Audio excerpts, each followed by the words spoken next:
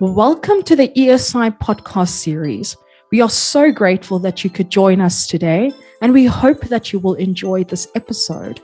Make sure to follow us on our Spotify account, and don't forget to turn on your notification bells so that you are aware of when we post new episodes. Enjoy.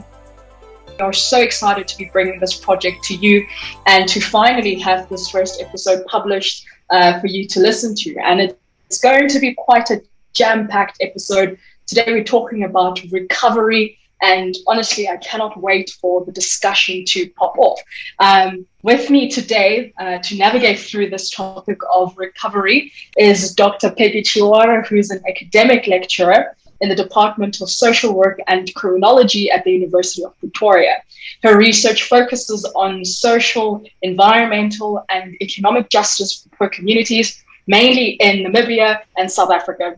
She has published multiple articles, including her latest one, Multidimensional Poverty in Informal Settlements in Windhoek, Namibia, and Orange Farm, South Africa, of which that article we will make available to you on all our platforms. Dr. Chiwara, thank you so much for joining us today. How are you doing? Are you excited about this discussion we're going to be having?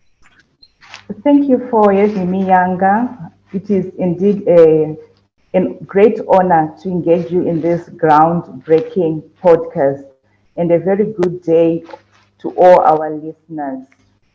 And yes, as you have said, my name is Dr. Peggie Chiwara.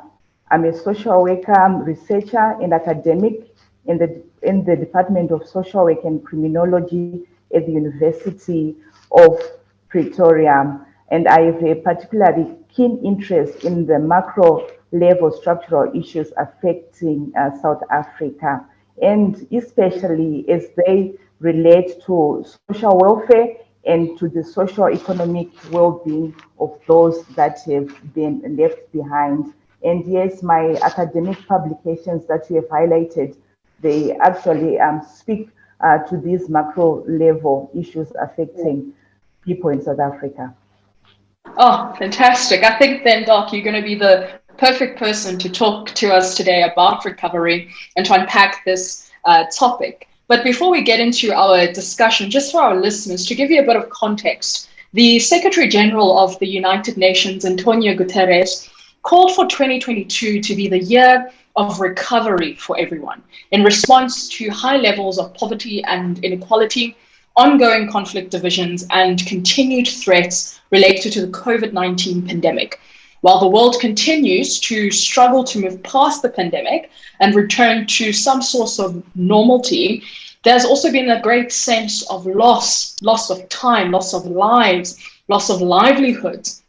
And so then calling for recovery cannot bring back what has been lost, but there is a need to start rebuilding and improving lives. It is within that context that this discussion is going to take off today.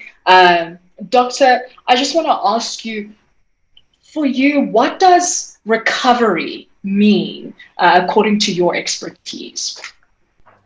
I'm actually glad that we are engaging in this conversation on recovery as a country and what we need to be doing to start rebuilding post-COVID-19.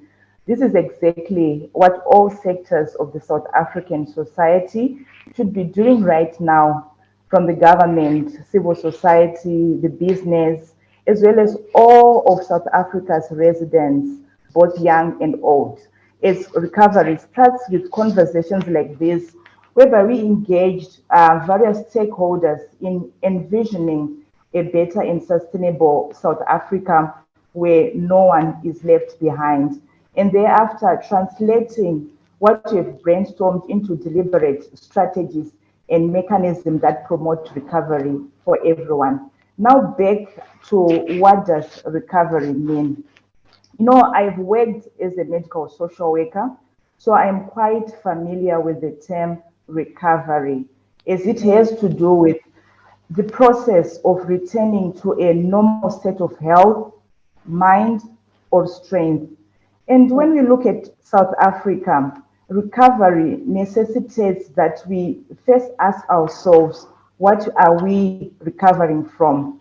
And we therefore need to dig deeper and explore the issues that underlie the impact of COVID-19 on the nation. And I know we'll get to talk about how do people recover from loss, because asking this, we asking ourselves what are we recovering from is vitally important. For instance, the measures that one takes to recover from, for instance, a common cold are quite different from the recovery that is needed to recover from a malignant condition. So now, when we ask, what are we recovering from in South Africa? You know, it is a very complex issue in that, in the fact that South Africa has yet to reach that normal state of health, mind, and strength that underpins the general definition of recovery. And that at the same time inspired the country's hard-won political struggles for emancipation. And I'll explain this in a moment.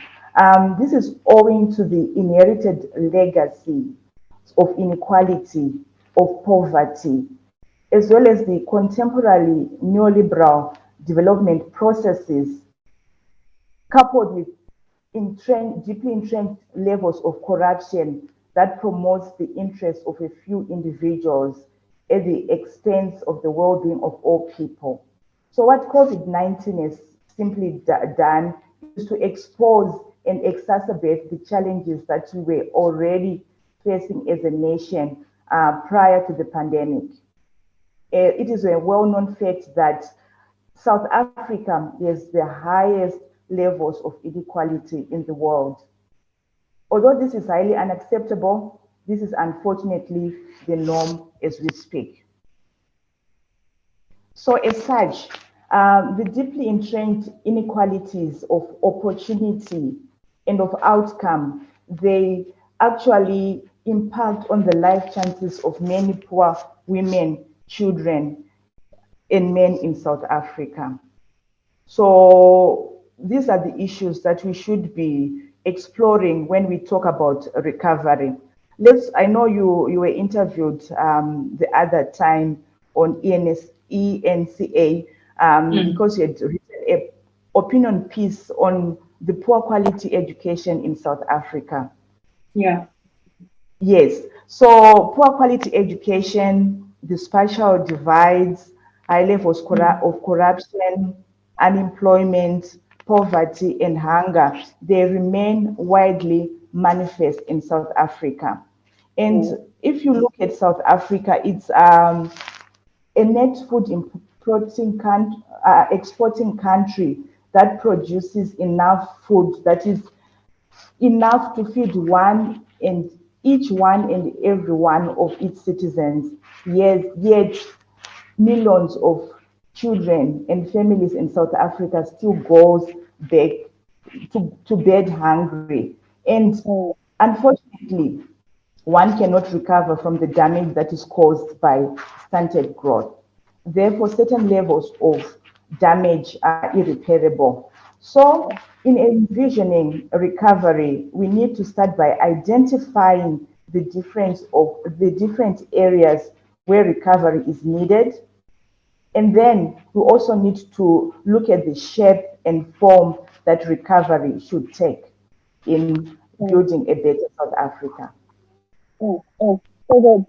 I think you've already touched on kind of like the tugged nuance between how do people actually recover from the loss? Do we pretend that this never happened and we just move forward? Or do we have to dig deeper than that? And I think within the context of South Africa, we're a little bit on the latter, right? Because as you just said, the COVID-19 pandemic revealed far more inequalities than our state perhaps might have wanted to deal with. Absolutely. And so I think, Doc, I just want to go back to what you had said a bit earlier about the nature and the core of recovery is this idea of returning back to normalcy. In the case of South Africa, one is almost hesitant to say that we want to return back to normalcy, because even within normalcy, there was still entrenched inequalities, there was still entrenched poverty. And it's almost as if now that has gotten even worse. And so I think that the question I want to ask you now is, how do we recover with the wounds that we have from pre-COVID times, with the wounds that we carried now during COVID-19, and perhaps looking to what can we do in the future when COVID-19 has become the normalcy? What do you think? No, absolutely. As I have indicated, the country is yet to reach that sense of normalcy, owing to inherited legacies of apartheid that impact the lives of ordinary citizens in manifestly tangible ways. So, in order to facilitate this recovery, we can perhaps ask, what should our leaders be doing in terms of facilitating this recovery? And we also need to look at what we should be doing as ordinary citizens in facilitating this recovery. When we look at our leaders, for instance, we know first and foremost, South Africa has got a very progressive constitution that upholds the civil, political, social, and economic rights of all people. And in line with this, it is a fact that the country has adopted various pro-poor strategies that reflect its commitment to ending poverty and improving the standards of living of all people.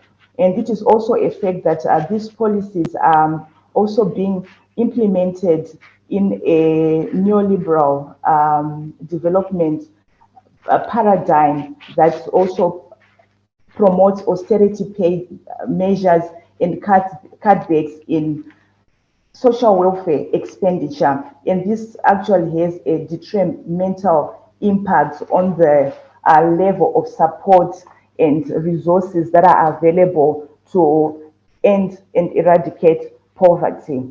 And in terms of operationalizing these pro-poor strategies that the country is adopted, I see that there is a challenge in terms of implementing these the policies so that they are able to reach and benefit those who are the most vulnerable and the most left behind. So there's need for our leaders to genuinely consult, hear, and respect the people's voices at the grassroots level, and to provide left behind and dissenting voices the opportunity to influence policies, programs, and strategies that are meant to realize human dignity and the rights of all people.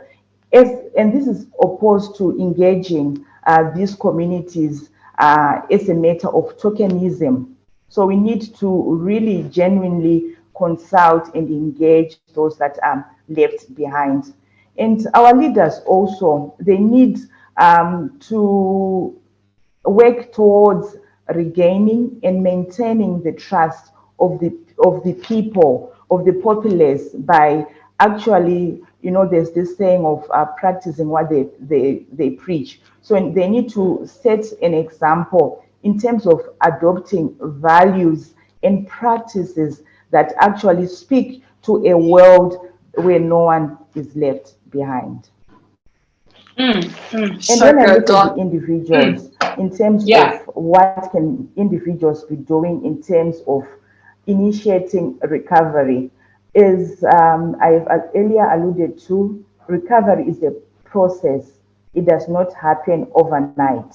So we actually need to be patient with ourselves as a nation and be intentional and deliberate in initiating recovery, because recovery will not happen on its own without deliberate measures and strategies. You have also alluded to the fact that COVID-19 has been a pandemic of losses. People have lost their livelihoods, they've lost their freedom of movement, they've lost loved ones, and you cannot reclaim or regain back the lives that were lost under COVID-19. And people also lost their sense of security, their sense of stability, and there were tragic, drastic changes caused to our normal daily routines, to the fact that we actually lost our sense of normalcy. So collectively, people experiencing a lot of grief as a result of the pandemic. And we should acknowledge the fact that grief is a normal response to loss. Therefore, instead of inhibiting ourselves from grieving, we actually need to collectively acknowledge and talk about our grief and our losses, as this will facilitate healing and recovery. There've been also amazing stories of resilience and courage, solidarity, and Ubuntu that came out of COVID. So we need to be able to share such stories and encourage each other as a nation. I also know that as South Africans, we are very gifted and creative. So we need to use our creative abilities in order to find innovative ways of generating income and building a better South African society. I'm so glad that you've touched on the different parties that can play a role in this recovery. I'm glad that you alluded that the responsibility of recovery doesn't just fall on our leaders, but there's a role that we also have to play as individuals to get to a point of recovery. And I think that's just so profound and very important at the time that we're in today. I think maybe the question I'm going to ask now is a little bit controversial, but risky asking it near the end of the session. Within the situation of the leaders having responsibility to facilitate this recovery, I think within the South African light, a lot of people have got a bit of a dim view and a negative view of those leaders' capabilities and abilities to facilitate that recovery, given the enormous volumes of corruption and continued breaking of trust. Yes. And so I think maybe how do you think the leaders can overcome that hurdle and that obstacle to ensure that recovery is seen through and through? Yes, I've actually touched on it in passing. I mentioned that our leaders, they need to work at regaining the trust that has been lost, and not only to regain it, but to maintain that trust by setting an example in terms of their lifestyles. They should be lifestyles that are exemplary. And corruption is an issue that is highly endemic in South African society. We need to see, leaders being brought to account, being brought to book for corrupt practices and tendencies. For as long as our leaders are implicated in corruption and the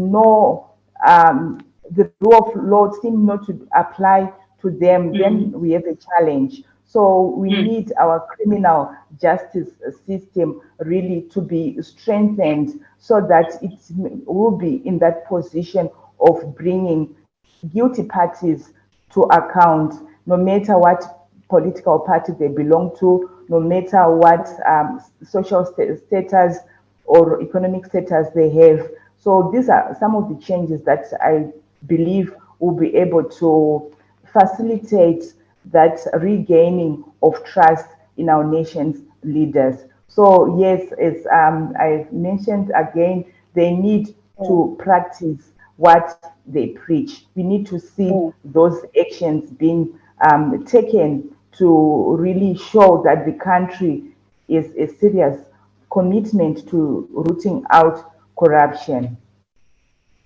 All right, everybody, you heard it right here that recovery goes beyond the economic measures. It's recovery that has to do with you as an individual, that has to do with our political system, the justice system.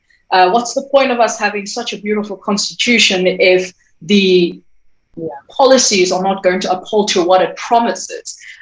There's so much more that we could talk about on this topic, but unfortunately, we will have to end it here for today. Dr. Chiwara, thank you so much for joining us today. Really appreciated your insight. If you have any last words to say to our viewers, now is the moment. All I want to say is that COVID-19 has exposed and exacerbated the challenges that we're already facing as a nation.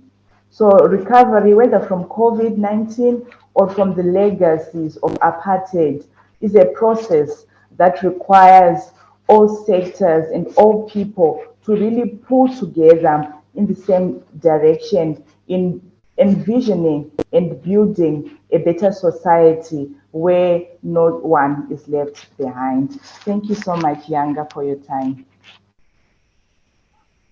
I love it. Where no one is left behind. That is exactly where we want to see ourselves in terms of recovery. Thank you so much, everybody, for listening to our podcast today. Be sure to follow our page over here on Spotify, and don't be scared to give us a rating and let us know what you think about our channel. Otherwise, we will see you all next time. Thank you so much for joining in and listening. Thank you for listening to this episode. If you would like to know more information about ESI Press, head on over to our website at esipress.up.ac.za. Emerging Scholars Initiative is a platform dedicated to encouraging young scholars generate a wider interest in their research. See you next time.